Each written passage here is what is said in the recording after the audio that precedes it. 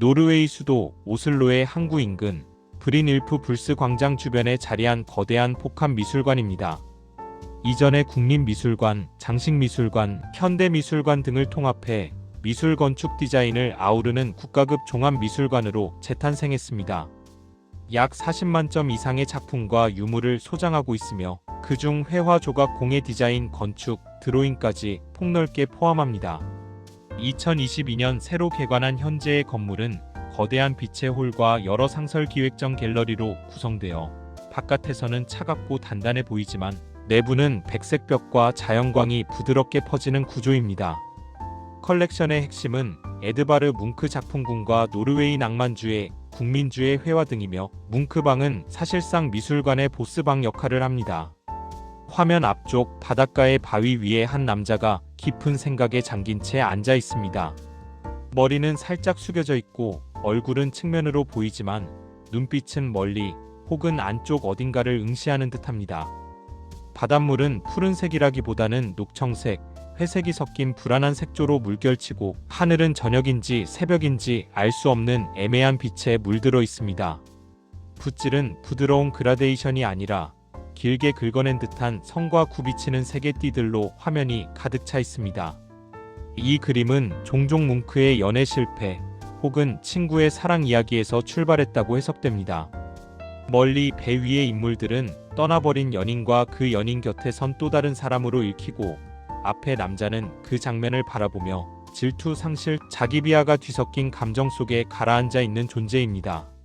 하지만 뭉크는 이 장면을 단순한 시련으로 그치지 않고 존재 전체의 우울로 확장합니다. 바다는 고요하지만 불안하게 출렁이며 색채는 실제 풍경의 색이라기보다 감정의 파동에 더 가깝습니다. 먼저 인물이 아닌 성과 색만 본다. 화면을 반쯤 눈을 감고 흐리게 보면 파도처럼 굽은 성과 색의 흐름만 남습니다. 그 리듬이 조용한지 불안한지 혹은 분노에 찬 것인지를 먼저 느껴보세요. 그 다음 인물을 봅니다. 턱을 괜 자세, 낮게 떨군 고개, 굳은 어깨를 따라가며 내가 이렇게 앉았던 순간이 언제였는지 떠올려 보세요. 마지막으로 멀리 있는 배를 봅니다. 배 위의 사람들은 구체적으로 보이지 않습니다. 오히려 내가 떠나보낸 것들, 사람, 기회, 시간을 투사하기 쉬운 화면이 됩니다. 멜랑콜리는 단순한 우울이 아니라 이미 지나가 버린 것을 알고도 계속 바라보게 되는 마음입니다. 그 마음이 이 작품 전체를 조용히 감싸고 있다고 느껴지실 거예요. 전 세계에서 가장 유명한 그림 중 하나로 핏빛 하늘 위 달인 난간에 선 인물이 귀를 막은 채 입을 크게 벌리고 있습니다. 사실 비명보다 더 중요한 것은 배경 전체가 함께 비명을 지르는 듯한 파형입니다. 감상 포인트는 저 인물이 비명을 지르는가 아니면 내가 이 풍경을 보며 속으로 비명을 지르는가? 폐결핵으로 죽어가는 여동생 소피에를 그린 뭉크의 감정 폭발 출발점 같은 그림으로 녹색, 흰색, 깔색이 거칠게 긁힌 듯 얹혀 있어 완성된 작품이라기보다 기억이 긁혀나온 표면처럼 보입니다. 의자에 앉은 소녀와 고개 숙인 여성의 손이 서로 맞닿는 지점이 화면의 감정 중심입니다. 감상 포인트는 디테일을 읽으려고 하기보다 이 그림을 보는 내 호흡이 느려지는지 빨라지는지를 스스로 느껴보기. 누드 여인이 눈을 감고 상반신을 뒤로 젖힌 채 서 있거나 누워 있는 듯한 자세. 머리 뒤에 붉은 원우광인지 모자 같은지 애매함과 주변을 흐르는 유기적 곡선들이 성스러움과 에로스, 탄생과 죽음을 동시에 암시합니다. 나시오날 뮤제 소장본에서는 적외선 촬영을 통해 숨겨진 밑그림이 발견되기도 했습니다. 감상 포인트는 이게 신성한지 불안한지 도발적인지 스스로 판단해보는 것 자체가 이미 감상의 일부입니다. 좁은 다리 위에 선 소녀들의 뒷모습과 휘어진 강나무집들이 뒤틀린 리듬으로 반복되는 작품. 평범한 여름날 풍경이지만 다리의 기울기와 색의 불안정한 대비 때문에 묘한 긴장감이 흐릅니다. 감상 포인트는 이 소녀들이 다리 위에서 무엇을 기다리고 있다고 느껴지는지를 상상해보세요.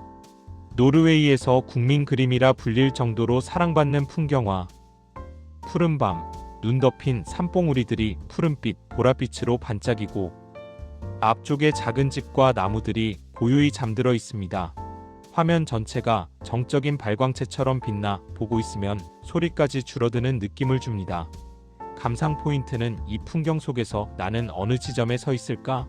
이를 마음속에 그려보세요. 노르웨이 낭만주의와 민족주의를 상징하는 그림. 전통 의상을 입은 사람들을 태운 보트가 피오르 위를 미끄러지듯 나아가고 뒤로는 만년설과 산봉우리들이 장엄하게 펼쳐집니다. 노르웨이다움을 시각적으로 응축한 작품으로 자주 언급됩니다.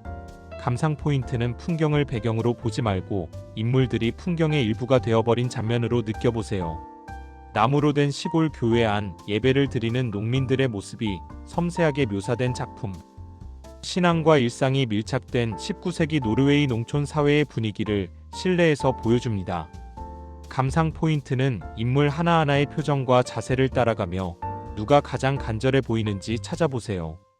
거울처럼 잔잔한 호수와 지평선 위로 아직 완전히 사라지지 않은 북유럽의 밤빛. 형태는 최소한으로 줄고 공기빛 습도만이 화면을 채웁니다.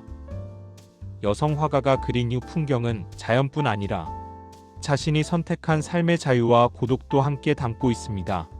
감상 포인트는 화면에서 가장 어두운 부분과 가장 밝은 부분만 번갈아 보며 밝음과 어둠의 비율을 느껴보세요.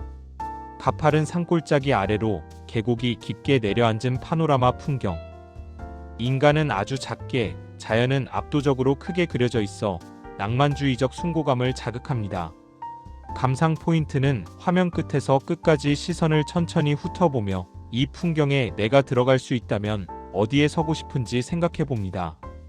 푸른색 벽과 가구, 창으로 들어오는 빛 속에 앉아있는 젊은 여인의 모습.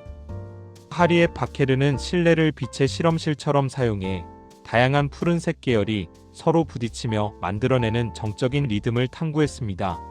감상 포인트는 인물이 무엇을 하고 있는지보다 방 안의 공기 색깔에 집중해 보세요. 부드러운 빛과 섬세한 피부 표현으로 모성과 친밀함을 주제로 한 작품. 당시 유럽 주류 회화의 영향을 받으면서도 조용한 북유럽 정서가 배어 있습니다.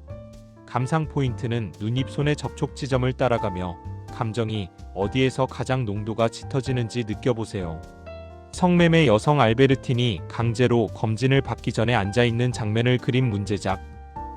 어두운 대기실, 긴장한 여성들, 무심한 공무원들의 표정이 극적인 대비를 이루며 당시 사회의 도덕 통제 계급 문제를 정면으로 고발합니다. 감상 포인트는 화면 중앙의 알베르틴뿐 아니라 주변 인물들의 시선이 어디를 향하는지 따라가 보세요. 좁은 골목길, 추운 날씨 속에서 생계를 위해 분투하는 사람들의 모습을 그린 작품. 도시 빈민 노동 계급의 현실을 드러내며 예술은 사회를 비추는 거울이다라는 사실을 보여줍니다. 감상 포인트는 아름다운 구도보다 이 장면이 오늘 우리의 도시 풍경과 얼마나 닮았는지를 떠올려 보세요. 독일 르네상스의 거장 크라나흐가 그린 이상향의 정원. 나체의 인물들이 춤을 추고 먹고 쉬며 높은 담장으로 둘러싸인 낙원 속에 살고 있습니다. 하지만 어딘가 조금 불편한 표정과 기묘한 포즈들이 이 낙원이 완벽하지만은 않다는 암시를 줍니다. 감상 포인트는 인물들의 몸짓이 서로 어떻게 리듬을 만들고 있는지 따라가 보세요. 덴마크 황금기의 대표 화가 에커스베르그가 그린 항구 풍경. 배, 돛, 하늘, 수면이 거의 건축 도면처럼 정교하게 배치되어 있습니다. 감상 포인트는 수평선과 수직선이 만드는 보이지 않는 격자를 머릿속에 그려보면 구성의 치밀함이 보입니다. 노르웨이 국립미술관 나시오날뮤제의 회랑을 걸어보면 하나의 국가는 결국 풍경, 인물, 우울, 기쁨이 켜켜이 쌓인 큰 캔버스라는 생각이 듭니다. 에드바르 뭉크의 멜렁칼리는 그 중에서도 한 사람의 우울에서 출발해 모든 인간의 삶의 무게로 번져나가는 그림이죠.